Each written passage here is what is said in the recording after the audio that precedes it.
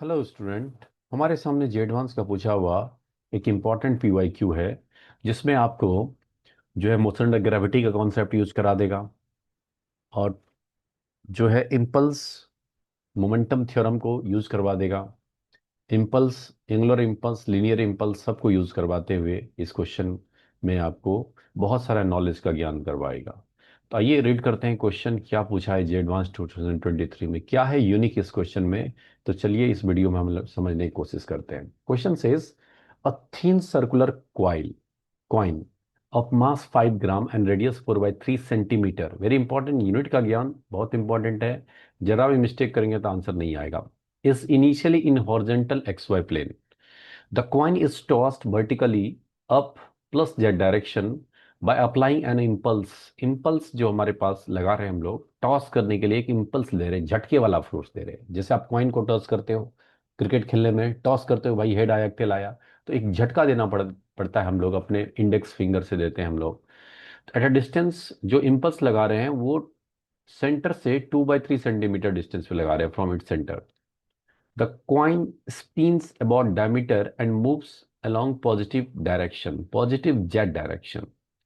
By the time the coin reaches back to its initial position, it completes n rotation. तो हमें n का value पूछा रहा है कि भाई n क्या होगा जब n रोटेशन कंप्लीट कर लेगा। तो पहले समझो कि हम n कैसे निकालेंगे, अप्रोच क्या रहेगा हमारा इस क्वेश्चन में। तो दोस्तों, जैसे कॉइन ऊपर जाएगा तो इसमें हमारे पास एंगुलर डिस्प्लेसमेंट का कॉन्सेप्ट आएगा। तो theta equal to omega T हमें रिलेशन हम लोग समझते हैं। थीटा है एंगुलर डिस्प्लेसमेंट। अगर एक बार कॉइल रोटेट करता तो एंगुलर डिस्प्लेसमेंट होता 2 पाई, और एन बार रोटेट कर रहा है तो एंगुलर डिस्प्लेसमेंट थीटा का वैल्यू कितना होगा, that is 2 pi N. N times rotate कर रहा है, तो आप सिंपली इसको 2 पाई एन पुट करेंगे, 2 pi N equal to omega T. और मुझे एन निकालना है दोस्तों, N equal to simple omega T by 2 pi कर लेंगे तो हमारा आंसर आ जाएगा। अब प्रॉब्लम यहाँ नहीं होता है, हमें ओमेगा भी नहीं पता है, ओमेगा क्या होगा, T is a time period कितना होगा वो निकालना है। पर ये समझते हैं कि इम्पल्स जो हो, इस इम्पल्स को मैं जे सिंबल से डिनोट कर लेता हूँ। अब जे नोट भी लिख सकते हैं। जे जे क्या होता है, impulse is change in linear momentum, that is M B. M B initially जो हमारा लीनियर मोमेंटम था वो तो कुछ नहीं था, तो इनिशियल लीनियर मोमेंटम आप जीरो लिख सकते हैं। तो J equal to mass into velocity भी लिख सकते हो आप। तो जो वेलोसिटी से हमने प्रोजेक्ट किया that is J by M, J by M. और जे का वैल्यू दिया हुआ है कितना, root over of 5/2 into 10 power -2 divided by M is 5 gram, 5 into 10 power -3। क्या मैं ऐसा लिख सकता हूँ? तो 10 पावर -3 ऊपर जाएगा तो 10 बचेगा, कैंसिल हो जाएगा, तो आपके पास भी का वैल्यू आ जाएगा, that is 2 into root over of 5/2 metre पर सेकेंड। ये आ गया वेलोसिटी, जिस वेलोसिटी से ये क्वाइन ऊपर की तरफ मूव करेगा। अब ये जो सारा सेटअप है ये ग्रेविटी में है, ग्रेविटी में है। और आप मोशन द ग्रेविटी में पढ़ते हो कि अगर एक किसी भी ऑब्जेक्ट को मैं एक हॉरिजॉन्टल पोजीशन या किसी भी पोजीशन से प्रोजेक्ट कर दूं तो वो अपने मैक्सिमम हाइट तक जाता है, मैक्सिमम हाइट के बाद लौट के आता है। तो इस ड्यूरेशन में जितना टाइम लगता है उसको हम लोग बोलते हैं time of flight. Time of flight की बात करूं, टाइम ऑफ फ्लाइट कितना हो जाएगा, that is 2u/g। Time of flight is 2u/g। और इस सिचुएशन में 2v/g टाइम ऑफ फ्लाइट, जिसको आप स्मॉल टी, यहाँ स्मॉल टी जो है वो टाइम ऑफ फ्लाइट ही है। तो टाइम ऑफ फ्लाइट आ जाएगा आपके पास 2v/g। तो 2, इसको टाइम ऑफ फ्लाइट को मैं निकाल ही लेता हूँ, 2। और v का वैल्यू आप निकाल चुके हैं और बाई जी कर लेंगे तो कितना हो जाएगा आपके पास, 2 2 जा 4, 4√π/2। इसको मैं कैलकुलेशन अच्छे से करता हूँ दोस्तों।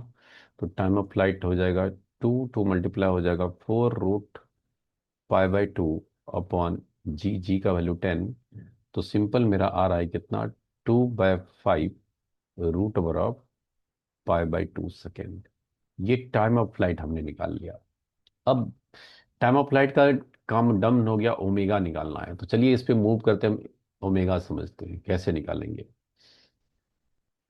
तो देखो टॉर्क इक्वल टू क्या होता है, टॉर्क जो टॉर्क एंगुलर टॉर्क की बात कर रहे हैं, टॉर्क इक्वल टू आप लिखते हैं क्या, dl/dt। Torque equal to dl/dt। और यहाँ से अगर मैं dt को इधर ले आऊं, इंटीग्रेट करूं, तो that is integration of D L लिख सकता हूँ क्या मैं। और इसी को एल इनिशियल से एल फाइनल अगर मैं इंटीग्रेट कर दूं दोस्तों, टॉर क्या लिख सकते हैं, टॉर इक्वल टू सर लिख सकते हैं फोर्स, और परपेंडिकुलर डिस्टेंस जो है आर, स्मॉल आर का वैल्यू हमारे पास गिवन है 2/3 सेंटीमीटर इंटू डी टी। और यहाँ से आ जाएगा L final minus L initial. L initial तो जीरो है, सिर्फ एल फाइनल है हमारे पास। आर जो है वो कांस्टेंट है, आर बाहर कर लेंगे तो एफ डी टी बचेगा। एफ डी टी क्या है हमारे पास, एफ डी टी को देखा तो कैसा लगा, this is J, this is angular impulse, जो इम्पल्स है हमारे पास जे है। जे इम्पल्स क्या होता है, इम्पल्स जे इक्वल टू हम लोग लिखते हैं this is area under the force versus time graph, F D T भी लिखते हैं, एफ टी भी लिख सकते हैं या फिर डेल्टा पी भी लिख सकते हैं। एफ डी टी जो हम एफ और डी टी का प्रोडक्ट ये इम्पल्स देगा, impulse linear impulse, angular impulse नहीं, लीनियर इम्पल्स। तो अब J into are equal to लिख सकते हैं क्या, आई ओमेगा लिख सकते हैं, लेकिन आई किसके अबाउट चाहिए, डायमीटर के अबाउट। क्वेश्चन में जिसके अबाउट बोल रहा है कि ये घूम रहा है उसी के अबाउट आप ओमेगा लेंगे, ठीक है, सॉरी आई लेंगे। आई अबाउट डायमीटर के अबाउट कितना होता है सर, तो सिंपल आपको फॉर्मूला याद होना चाहिए, दैट इज mr²/2 होता है। I about moment of inertia about about diameter is mr²/4, no two नहीं, mr²/4। तो आर का वैल्यू पता है, मास कितना है 5 × 10⁻³ और आर का वैल्यू आपके पास गिवन है 4/3 का स्क्वायर अपॉन 4 कर लेंगे, एक फोर तो कैंसिल हो जाएगा और बचेगा हमारे पास क्या, इसको कैलकुलेशन करने के बाद जो रिजल्ट आएगा आपके पास, दैट इज 5 4 जा 20, सो 20/9, 20/9 × 10⁻³ कैलकुलेशन चेक कर लो, एक फोर तो कैंसिल हो जाएगा और एक फोर बचेगा, 4 5 जा 20 और 3 का स्क्वायर 9, 20/9 × 10⁻³ 10 पावर कितना आ जाएगा चेक कर लेता हूँ, 3 नहीं आएगा, क्योंकि आर भी हमारा सेंटीमीटर में गिवन है ना, ये भी बात ध्यान में रखना है, आर सेंटीमीटर गिवन है तो 10 का पावर कितना हो जाएगा, -2 का स्क्वायर तो -4, तो ये 10⁻⁻7 बनेगा। कैलकुलेशन बहुत इंपॉर्टेंट है इस क्वेश्चन में।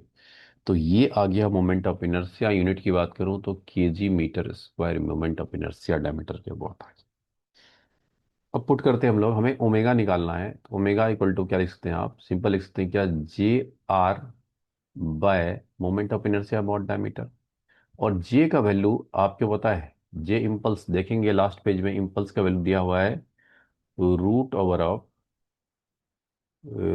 ऑफ π/2 × 10⁻²। थोड़ा सा मैं कलर चेंज कर रहा हूँ ताकि आपको अट्रैक्टिव दिखे। जे का वैल्यू √π/2 × 10⁻², ये जे हो गया। आर, स्मॉल आर कितना गिवन है दोस्तों, तो स्मॉल आर सर हमारे पास गिवन है 2/3, 2/3 × 10⁻²। और मोमेंट ऑफ इनर्शिया कितना निकालें आप, दैट इज 20/9 × 10⁻⁻7। सॉल्व करेंगे इसको, 10⁻20, और हमारे पास रूट पाए तो आएगा ही हमारे पास, 9 हमारे पास है दोस्तों, तो 3 कैंसिल हो जाएगा, 3 चला जाएगा, तो सिंप्लीफाई कर ही लेते हैं इसको। 10⁻7 ऊपर जाएगा तो आपके पास -4 तो पहले से है, तो √π/2 को मैं साइड में लिख देता हूँ, √π/2, और 2 से इसको कैंसिल कर लीजिए, आपके पास 10 10 रहेगा, और वैल्यू ऊपर जाएगा तो 3000/10, मतलब हमारे पास कितना आ जाएगा, 300π/2 रेडियन पर सेकेंड ओमेगा का वैल्यू आ।